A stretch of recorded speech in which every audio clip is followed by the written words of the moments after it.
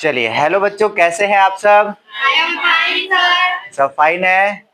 चलिए, सबको good morning, Ram Ram ji, सत श्री अकाल श्री, कैसे बोलता है? राधे राधे। तो प्यारे बच्चों, आज फिजिक्स का 5वां दिन है, 5th डे है ना। तो चलिए, फिजिक्स का 5वां दिन है ना, हम लोग आज देखेंगे। आज बहुत ही खास डे है, ठीक है। आज फ्राइडे है, फ्राइडे यानी जिसको कहते हैं ना शुक्रवार, हिंदी में कहा जाता है शुक्रवार। और पीरवार भी लगता है, इसी को कहा जाता है शायद, वीरवार। अच्छा, कुछ ऐसे करके है। जुम्मा है, अच्छा जुम्मा भी है आज। चलिए, ठीक है। तो आई होप आप सभी जो है जितना पढ़ा है वहां तक क्लियर कर लिए होंगे। और आज हम पढ़ेंगे, पता है क्या, आज बहुत अच्छा चीज पढ़ने वाले हैं। आप लोग अब तक सुनते आए हैं कि प्रतिबिंब कैसे बनता है। खाली सुने हैं प्रतिबिंब होता है, पर कैसे बनता है ये तो नहीं सुने हैं ना। जानने का प्रयास नहीं करेगा कि प्रतिबिंब कैसे बनता है ना। चलो, तो आज बताते हैं प्रतिबिंब कैसे बनता है। देखो, आज जैसे पीछे जो हाथ के पीछे परछाई है, ये बना हुआ है, प्रतिबिंब बना हुआ है। तो आखिर ये बनता कैसे है? तो ये दो किरणों के मिलने से बनता है। कितने किरणों के? हाँ, जब तक दो किरण आपस में नहीं कटेगा, ठीक है, दो किरण आपस में नहीं कटेगा, जहां पर कट रहा है वहीं पर प्रतिबिंब बनता है। जब दो किरण आपस में कहीं पे कटता है ना, तो वहां पर क्या निर्माण होता है? प्रतिबिंब का। ठीक है, तो याद रखिएगा, प्रतिबिंब का जो निर्माण होता है वो दो किरणों के कटान बिंदु से होता है। समझ में आया? अब बात करते हैं कैसे कैसे बनता है, तो बेसिक से समझेंगे, ठीक है। तो हेडिंग हम लोग ये डालेंगे, अवतल दर्पण में, अवतल दर्पण में प्रतिबिंब निर्माण, अवतल दर्पण में प्रतिबिंब निर्माण, ठीक है, अवतल दर्पण में प्रतिबिंब निर्माण, ये हम लोग हेडिंग डाल देंगे, ठीक है। अवतल दर्पण में प्रतिबिंब निर्माण, या कह सकते हैं प्रतिबिंब का निर्माण।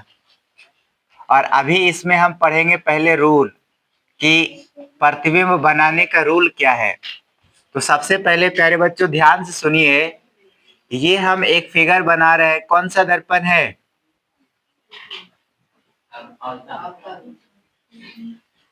ये हो गया अवतल दर्पण। और अवतल दर्पण का इसे कहते हैं ध्रुव, और इसे कहते हैं वक्रता केंद्र यानी सेंटर, जो कि कल के क्लास में मैंने आप लोगों को बता दिया था, हाँ या ना। और यहाँ पर होता है एक मुख्य फोकस, मुख्य फोकस, ठीक है। तो पहले ये जान लेंगे कि जो किरण है दर्पण में वो कहाँ कहाँ से आता है, कैसे कैसे आता है, और टकरा के कैसे निकल जाता है। क्योंकि जानते हैं 6 फिगर बनेगा इसमें, 6 फिगर, और 6 फिगर एक बार में याद हो जाए, ऐसा अगर चाहते हैं तो इसके लिए आपको बस ये बढ़िया से समझना होगा जो हम बताने जा रहे हैं। किरण कैसे आता है और कैसे जाता है, समझ में आ गया? किरण कैसे आता है और कैसे जाता है, कहाँ से निकलता है, किस प्रकार निकलता है, तो आपको बस ये फिगर में देखना है। अगर आप इस फिगर को अच्छे से समझ जाइएगा तो 6 फिगर बताएंगे, और 6 फिगर में से एक फिगर तो हर हाल में एग्जाम में पूछेगा, ठीक है। एक फिगर परीक्षा में हर हाल में पूछेगा, और वही एक फिगर बताने के लिए आपको अच्छा से समझना पड़ेगा, है ना, रटने की जरूरत नहीं पड़ेगी। और ओबीजे में भी सवाल हमेशा आते रहता है, ठीक है। तो चलिए पहले समझते हैं। इसमें 3 केस आपको बताएंगे, है ना, 3 स्थिति बताएंगे, 3 केस बताएंगे। जैसे पहला केस हमारा क्या है? पहला केस हमारा है, ये देखो मुख्य अक्ष हो गया ना, मुख्य अक्ष। अगर किरण मुख्य अक्ष के समांतर आती है, किरण जो आती है मुख्य अक्ष के समांतर, अगर किरण मुख्य अक्ष के समांतर आ रही है, ऐसे आ रही है समांतर, मुख्य अक्ष के समांतर आ रही है, तो याद रखिएगा ये फोकस से होकर गुजरता है। कहां से होकर गुजरता है? पहला केस समझ में आया? मुख्य अक्ष के समांतर जो किरण आती है दर्पण से परावर्तन के बाद कहां से लौटती है? फोकस से होकर लौटती है। पहला केस क्लियर हुआ। जब कोई किरण जो है मुख्य अक्ष के समांतर आती है तो ये फोकस से होकर गुजरती है।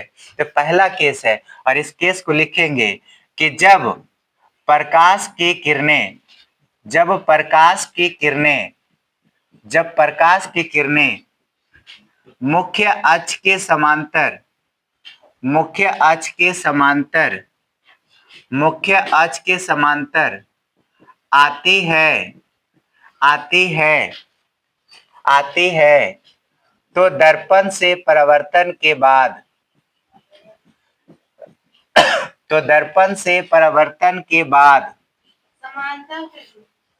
समांतर आती है तो दर्पण से परावर्तन के बाद हमेशा हमेशा मुख्य फोकस हमेशा मुख्य फोकस से होकर होकर मुख्य फोकस से होकर गुजरती है। ये पहला केस है। कभी भी अगर अवतल दर्पण में प्रकाश की जो आने वाली किरण है अगर मुख्य अक्ष के समांतर आती है तो हमेशा मुख्य फोकस से होकर गुजरती है। पहला केस कभी भी ये नहीं भुलाना है, ठीक है। दूसरा केस आपको याद रखना है। दूसरा केस पहले समझाते हैं, ठीक है, क्योंकि पहले समझाएंगे उसके बाद लिखाएंगे तो जल्दी याद हो जाएगा। देखो दूसरा केस क्या है।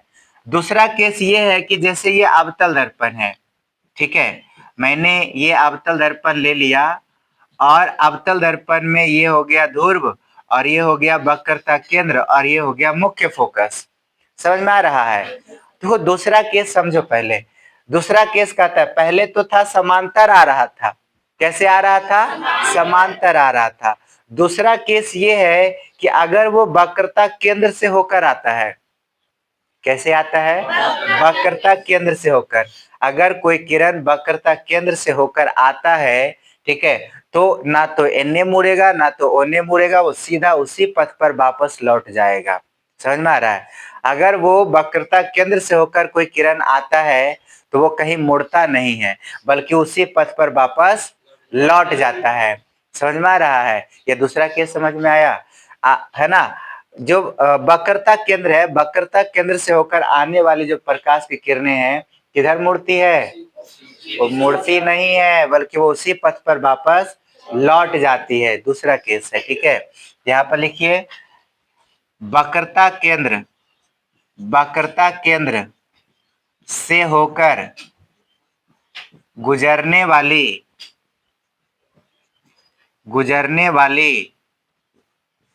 वक्रता केंद्र से होकर गुजरने वाली प्रकाश की किरणें दर्पण से परावर्तन के बाद बिना मुड़े उसी पथ पर वापस लौट जाती है। उसी पथ पर वापस लौट जाती है। यह है दूसरा केस। बिना मुड़े उसी पथ पर वापस लौट जाती है, ठीक है। बिना मुड़े उसी पथ पर वापस लौट जाती है। याद रखिएगा ये मुड़ता नहीं है बल्कि उसी पथ पर वापस जैसे आ रहा है वैसे ही लौट जाएगा। कोई मुड़ने का चांस नहीं रहता है, ठीक है। और एक लास्ट केस, तीसरा केस। मैंने बोला था ना कि आपको 3 केस बताएंगे और यहां पर लिख देते हैं case number 3। Case number 3 figure 6 गो बनेगा और वो 6 फिगर 3 केस से बनेगा। 3 केस अगर आप अच्छा से याद रखिएगा तो वो 6 फिगर बन जाएगा। अब आप खुद बना दीजिएगा, एक बार देखिएगा ना तो आप बना दीजिएगा, क्योंकि पता है बेसिक मालूम रहता है और जब बच्चा को बेसिक मालूम है तो फिर तो बात ही क्या करना, ठीक है। तो देखो केस नंबर 3 क्या है, पहले फिगर समझिए। हम यहाँ पर एगो फिगर बना देते हैं।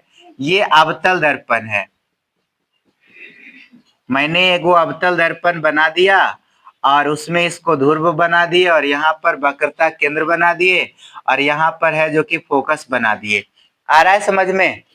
अब देखो मेन केस क्या है कि हमारा तीसरा केस कहता है, देखो पहला केस था कि अगर मुख्य अक्ष के समांतर आ रहा है तब फोकस से गुजरेगा, मुख्य अक्ष के समांतर आ रहा है तो फोकस से गुजरेगा, टकराएगा, टकरा के कहने से निकलेगा, फोकस से।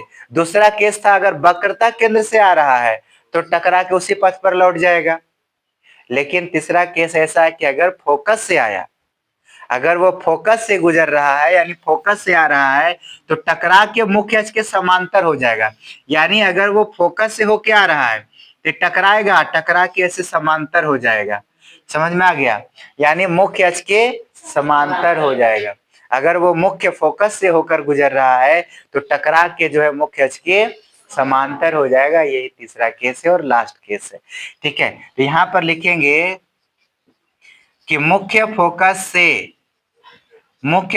से आने वाली मुख्य फोकस से आने वाली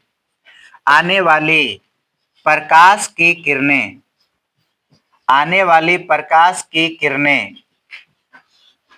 दर्पण से परावर्तन के बाद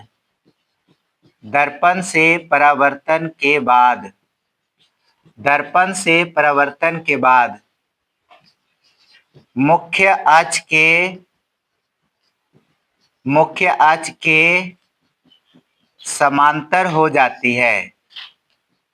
मुख्य अक्ष के समांतर हो जाती है। ये तीन केस है। अगर वो फोकस से होकर गुजर रहा है मतलब आ रहा है तो वो मुख्य अक्ष के समांतर हो जाएगा।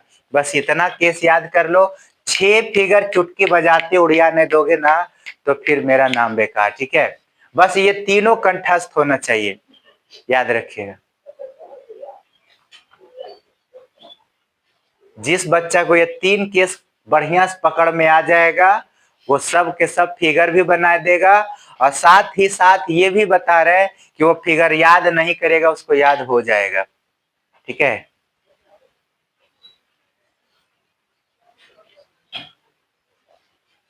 बिठाते हैं। तो अवतल दर्पण में प्रतिबिंब निर्माण का मैंने नियम बता दिया, ये मैंने नियम बता दिया। ठीक है, कितने नियम है? 3 नियम है। पहला नियम है कि जब प्रकाश की किरण मुख्य अक्ष के समांतर आती है तो दर्पण से परावर्तन के बाद हमेशा मुख्य फोकस से होकर गुजरती है। दूसरा है वक्रता केंद्र से होकर गुजरने वाली प्रकाश की किरणें दर्पण से परावर्तन के बाद बिना मुड़े उसी पथ पर वापस लौट जाती है। और तीसरा केस है मुख्य फोकस से आने वाली प्रकाश की किरणें दर्पण से परावर्तन के बाद मुख्य अक्ष के समांतर हो जाती है। ठीक है, तो चलिए ये 3 केस जो है हमने अच्छा से समझ लिया। अब चलते हैं फिगर निर्माण की प्रक्रिया पर। ठीक है, अब आते हैं और फिगर निर्माण की प्रक्रिया को समझते हैं। ठीक है, फिगर निर्माण यानी प्रतिबिंब निर्माण की प्रक्रिया को समझते हैं। और अब हमारा ये जो है अवतल दर्पण में प्रतिबिंब निर्माण, ये लिख दीजिए। ठीक है, वो उसमें नियम था और इसमें नियम नहीं है, नियम सीख लिए हम लोग। अब कहेंगे 6 फिगर बनता है। यानी देखो अवतल दर्पण में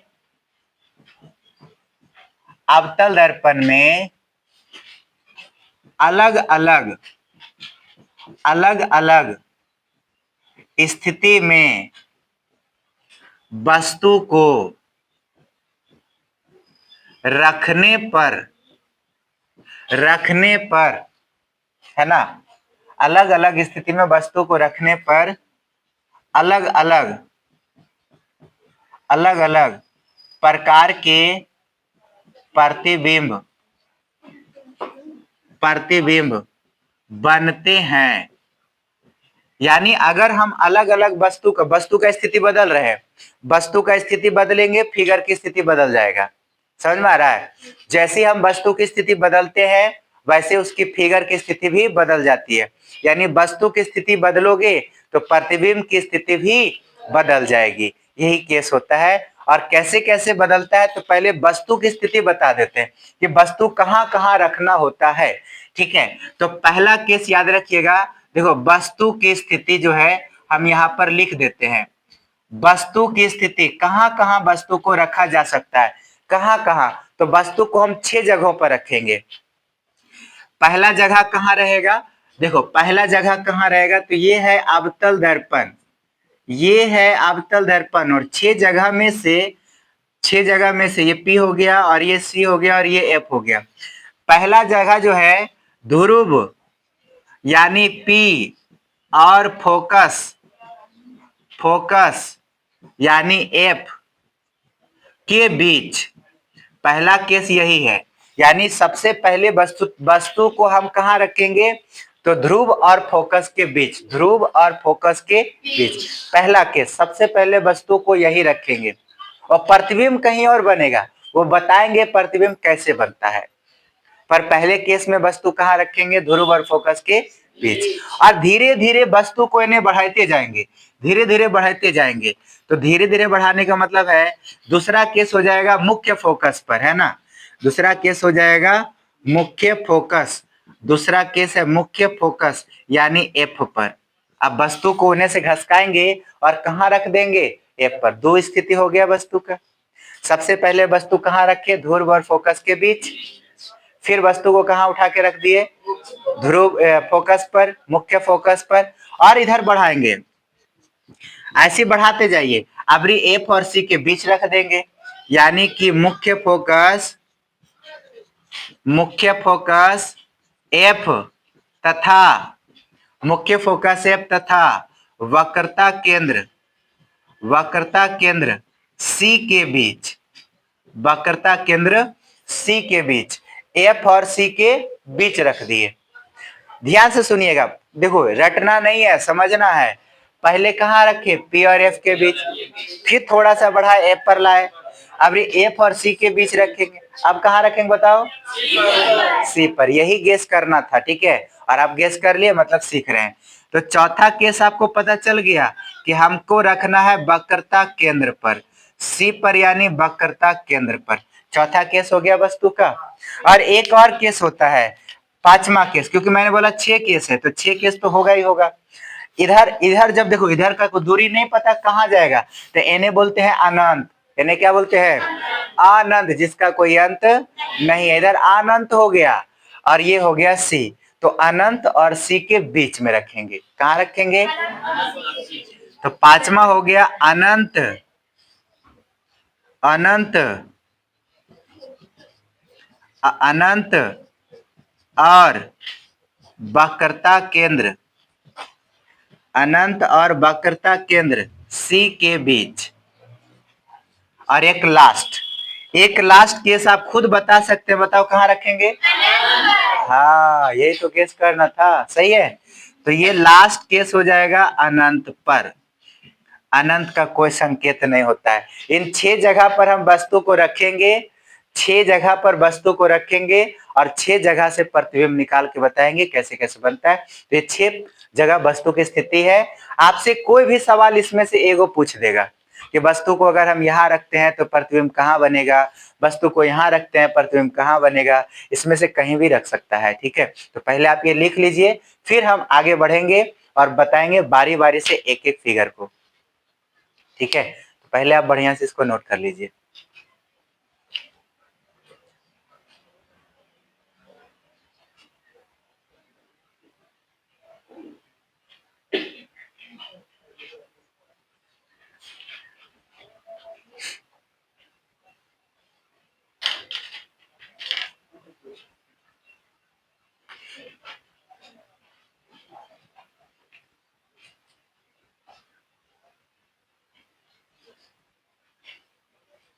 उतर गया,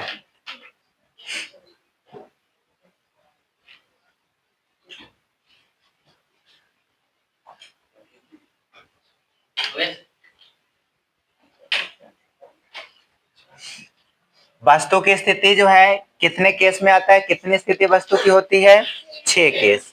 पहला केस ध्रुव और फोकस के बीच, दूसरा केस फोकस पर, तीसरा केस मुख्य फोकस और केंद्र पर, चौथा केस केंद्र पर, पांचवा केस अनंत और वक्रता केंद्र पर, और एक लास्ट छठा केस अनंत पर। अब बारी बारी से हम प्रत्येक का फिगर देखेंगे अब प्रत्येक के बारे में एक्सप्लेन करेंगे, ठीक है।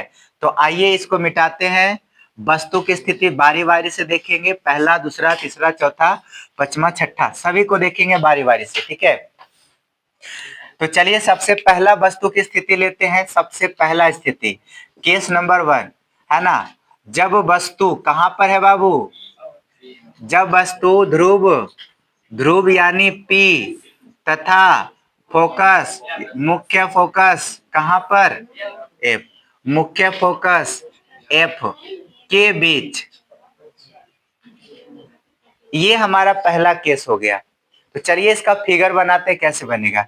सबसे पहले कौन बात कर रहा है क्लास में, बात कर रहे हैं आप बताइए। हम आपको डिस्टेंस में बैठने का है बोले थे, इसलिए ना कि केवल आप और हम दुइये को बात कर सकते हैं। अब तीसरा आदमी बात करेगा तो कुटकुटी तो बर्बाद करेगा, है ना हो, इसलिए कहते हैं ध्यान दीजिए। तो बात करते हैं कैसे फिगर बनता है। तो सबसे पहले हम एक अवतल दर्पण बना लेंगे। ये रहा अवतल दर्पण, सीख गए होंगे इतना बार बनाते बनाते।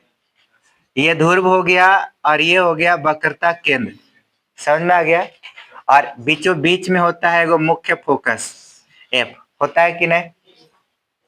सबसे पहले वस्तु को हम यहाँ रख रहे हैं, ध्रुव और फोकस के बीच यहाँ रख दिए, ऐसे वस्तु रख दिए। और वस्तु का नाम A और B, वस्तु खड़ा रखते हैं ना, खड़ा, तो वस्तु का नाम रख दिए A और B, तो A B वस्तु हो गया, A B क्या हो गया, वस्तु।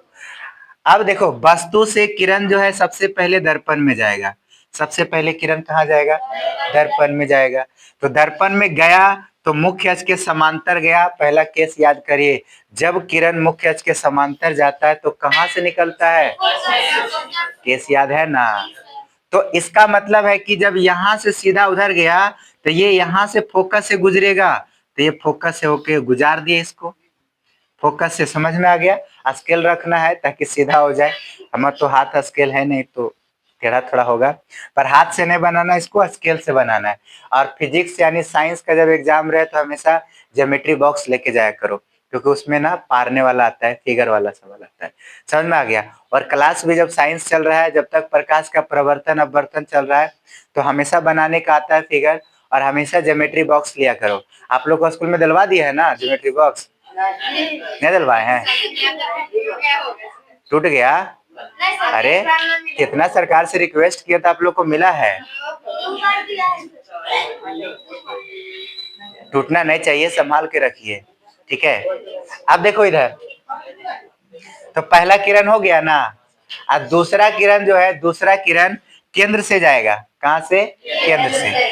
तो केंद्र से जाता है, वस्तु से होकर के केंद्र से जाएगा, तो यहाँ पर ऐसे जा रहा है।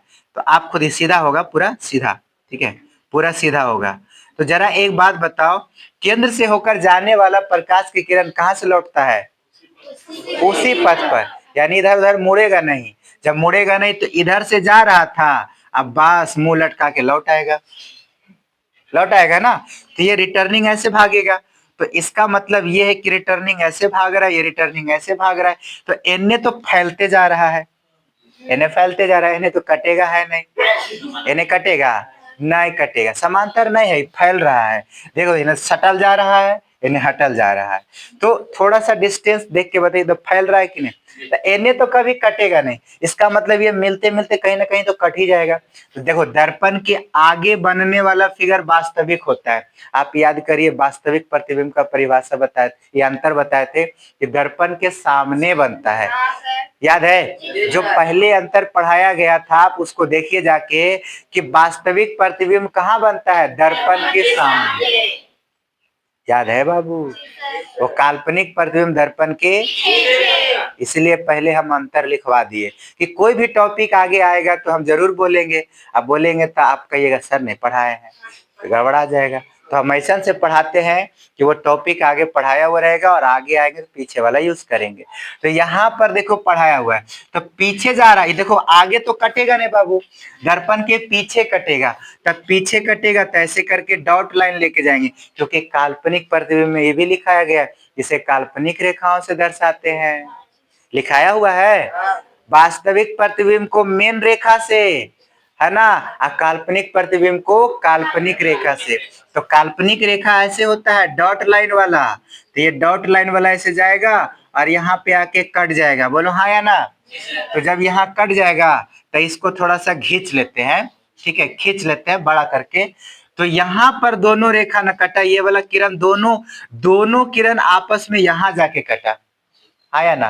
और जब यहाँ कटा तो वस्तु ऐसे रखा हुआ है, तो ये ऐसे डॉट लाइन से इसको सीधा करेंगे, ऐसे करके वस्तु का प्रतिबिंब हो गया। ये जो बना ये वस्तु था और इसी का ये क्या बन गया, प्रतिबिंब। अगर वस्तु का नाम ए बी है तो प्रतिबिंब का नाम ए डैश और बी डैश रख देते हैं। समझ में आ गया, प्रतिबिंब का नाम ए डैश और बी डैश। अब आप सब कहानी आप ही बता दीजिएगा, काहे कि पढ़ाया हुआ है। तो बताओ, वस्तु का जो प्रतिबिंब है वो दर्पण के पीछे बन रहा है, तो वास्तविक है कि काल्पनिक? समझ आ रहा है कैसा प्रतिबिंब बना, इस केस में पता चल गया। दूसरा सवाल इससे पूछता है कि प्रतिबिंब जो है कहाँ बनता है, अगर वस्तु यहाँ रखेंगे तो कहाँ बनता है? तो फोकस तो बन नहीं रहा है, दर्पण के पीछे बन रहा है, और हम कह भी रहे हैं बार बार कि प्रतिबिंब दर्पण के पीछे बन रहा है। तो दो सवाल आपसे पूछ रहा है, पहला तो प्रतिबिंब कैसा होता है, तो प्रतिबिंब जो है वो काल्पनिक होता है। दूसरा पूछ रहा है कि जो प्रतिबिंब है कहाँ बनता है, तो दर्पण के पीछे बनता है। और अगर आपसे ये पूछ दे कि साइज पूछ दे कि बताओ वस्तु से बड़ा है कि छोटा है, वस्तु से बड़ा है कि छोटा है, तो वस्तु इतने गो प्रतिबिंब इतना गो तो बड़ा ना है, वस्तु से बड़ा है।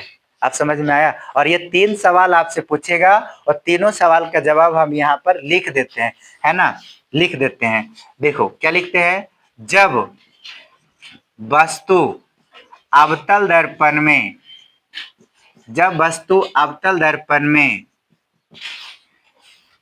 P और F, P और F के बीच स्थित होता है, के बीच स्थित होता है, तो उसका प्रतिबिंब, तो उसका प्रतिबिंब, तो उसका प्रतिबिंब दर्पण के पीछे, दर्पण के पीछे बनता है, दर्पण के पीछे बनता है। यह प्रतिबिंब, यह प्रतिबिंब काल्पनिक, यह प्रतिबिंब काल्पनिक, काल्पनिक जो प्रतिबिंब हो, काल्पनिक प्रतिबिंब सीधा है ना, अंतर में यह भी लिखा गया कि काल्पनिक प्रतिबिंब हमेशा सीधा होता है। अंतर अच्छे से याद है ना बाबू, क्योंकि बहुत बड़ी पॉइंट है वो, बहुत सवाल लड़ता है उससे, ठीक है। तो काल्पनिक सीधा, सीधा एवं वस्तु से, हाँ वस्तु से बड़ा होता है, वस्तु से बड़ा होता है। यह प्रतिबिंब काल्पनिक सीधा एवं वस्तु से बड़ा होता है। चलिए यही सवाल, तीनों सवाल का जवाब इसमें दिया हुआ है। कहाँ बनता है वो भी दिया हुआ है, कैसा बनता है ये भी दिया हुआ है, और साइज भी बड़ा छोटा सब बता दिया इसके अंदर। तो ये सवाल अगर पूछ देगा 2 नंबर में तो आपको ऐसे ही लिखना है, ठीक है। और वो भी जी में पूछ दे, कजो से निकाल के कुछ भी पूछ देगा तो आप लोग से छूटना नहीं चाहिए, ठीक है। इतना कॉन्फिडेंस आप लोगों को फिगर से मिलेगा।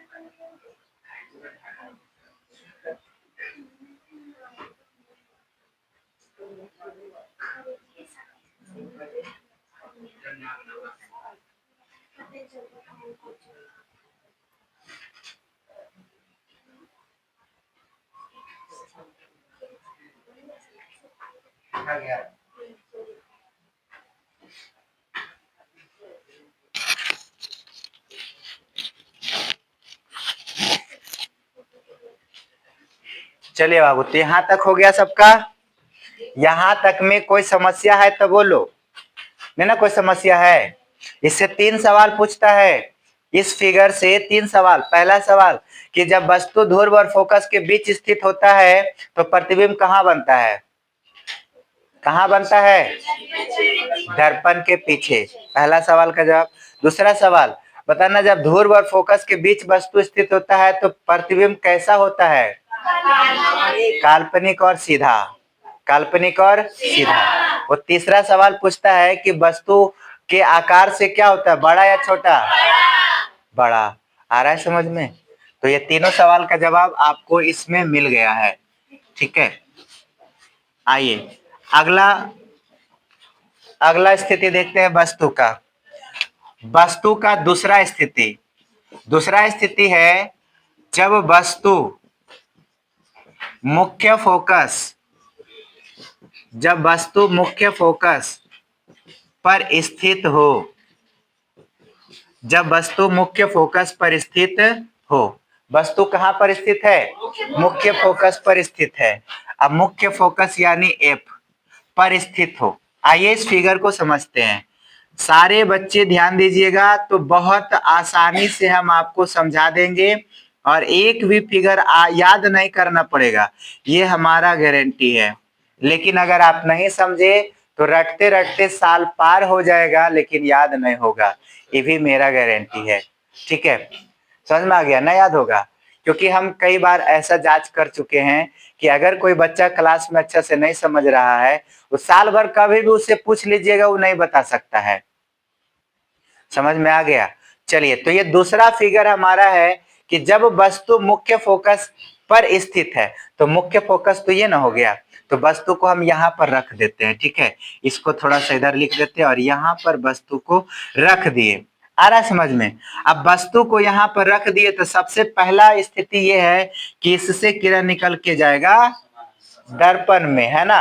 और वो भी मुख्य अक्ष के समांतर। इसका नाम ए और बी ले लेते हैं। ठीक है, तो सबसे पहले तो मुख्य अक्ष के समांतर गया। और बताना पहला केस याद है कि जब मुख्य अक्ष के समांतर किरण आती है तो परावर्तन के बाद हाँ मुख्य फोकस से होकर गुजरती है। तो ये तो यहाँ से होकर गुजरेगा, ये तो भैया यहाँ से ऐसे निकल जाएगा। ये पहला केस हो गया। एक किरण और जाएगा, क्योंकि जब भी प्रतिबिंब बनता है तो 2 किरणों के कटान से बनता है। इकल्ला किरण कोई प्रतिबिंब का निर्माण नहीं कर सकता है। जब तक 2 किरण नहीं कटेगा तब तक वो प्रतिबिंब नहीं बनेगा। तो दूसरा किरण जाएगा कहाँ से? सेंटर से। दूसरा किरण कहाँ से जाएगा? सेंटर से जाएगा। तो दूसरा किरण जो जाता है सेंटर से जाता है। ठीक है, तो सेंटर से भाई हम कैसे काट ले? चलो ऐसे काट लेते हैं, थोड़ा सा डिस्टेंस ज्यादा इधर है ना। चलिए, सेंटर से लेके जाएंगे तो ये ऐसे हो जाएगा, ये ऐसे हो जाएगा। अच्छा, सेंटर वाला केस याद होगा आप लोगों को कि अगर वक्रता केंद्र से होकर किरण जाती है तो उसी पथ पर वापस लौट आती है, उसी पथ पर लौट आती है। तो इसका मतलब ये है कि ये ऐसे आएगा, ऐसे आते रहेगा, सीधा आएगा। ठीक है, अब एक बात बताओ, सीधा तो आ रहा है, इधर बढ़ता जा रहा है, इधर घटता जा रहा है, इधर बढ़ता जा रहा है, इधर घटता जा रहा है। अब एक बात बताओ भैया, उधर बढ़ रहा है तो उधर तो कभी कटेगा नहीं, और इधर घट रहा है तो इधर कहीं ना कहीं तो कटवे करेगा, कहीं ना कहीं कटेगा, तो एने कटेगा, तो एने को क्या बोलते हैं, याद करिए। नहीं नहीं नहीं, प्रतिबिंब नहीं, एने कट रहा है, एने। तो प्रतिबिंब नहीं पूछ रहे, बल्कि ये पूछ रहे कि इधर इधर का एरिया को क्या कहते हैं, अनंत कहते हैं। इधर के एरिया को क्या बोलते हैं, अनंत बोलते हैं। तो एने कटेगा ना, तो एने कटेगा मतलब कन्ने कटेगा, अनंत पर कटेगा। हमको खुद नहीं मालूम कहाँ जाके काटेगा, पर कटेगा कहाँ, अनंत पर। तो यही तो है यहाँ पर कि अब एने कटेगा तो कैसे पारेंगे, लेकिन हाँ इतना पता है कि ये नीचे कटेगा, ऐसे कटेगा। ध्यान से देखो, ऐसे आएगा, ऐसे आएगा, कहीं ना कहीं कटेगा। तो कटेगा तो आप डॉट लाइन अगर लेके आ रहे हैं, ऐसे देख रहे हैं, तो उल्टा ना बन रहा है फिगर। फिगर कैसा बन रहा है, उल्टा बन रहा है, ऐसे करके उल्टा बन रहा है, उल्टा बन रहा है, ठीक है। और दर्पण के सामने भी बन रहा है। तो दर्पण के सामने कौन सा प्रतिबिंब होता है, वास्तविक। अब वास्तविक प्रतिबिंब हमेशा उल्टा होता है, ये उल्टा बन भी रहा था, बन रहा था। और इन्ने बनेगा तो सोच के देखिए कि वस्तु तो इतनी गो है, इन्ने कितना गो बनेगा, बनेगा ना ढेर बड़ा, यानी वस्तु से ढेर बड़ा बनेगा, बहुत ज्यादा बड़ा बनेगा। बहुत ज्यादा बड़ा का मतलब है कई गुना बनेगा, कई गुना, है ना। तो कई गुना को बोलते हैं आवर्धित। तो इसमें भी 3 सवाल, इसमें भी 3 सवाल। पहला सवाल कि जब वस्तु मुख्य फोकस पर होता है तो प्रतिबिंब कहाँ बनता है, अनंत पर, पहला आंसर। दूसरा, प्रतिबिंब कैसा होता है, वास्तविक और उल्टा। तीसरा सवाल, तीसरा सवाल, वस्तु से क्या होता है, बड़ा या छोटा, तो खाली बड़े ना, बहुत बड़ा, यानी आप वर्धित कर सकते हैं। तो ये तीनों सवाल का आंसर है। अब इसको लैंग्वेज में लिख देते हैं, ठीक है। लैंग्वेज में कि जब वस्तु अवतल दर्पण में मुख्य फोकस F पर स्थित होता है, F पर स्थित होता है, तो उसका प्रतिबिंब अनंत पर बनता है, उसका प्रतिबिंब अनंत पर बनता है। यह प्रतिबिंब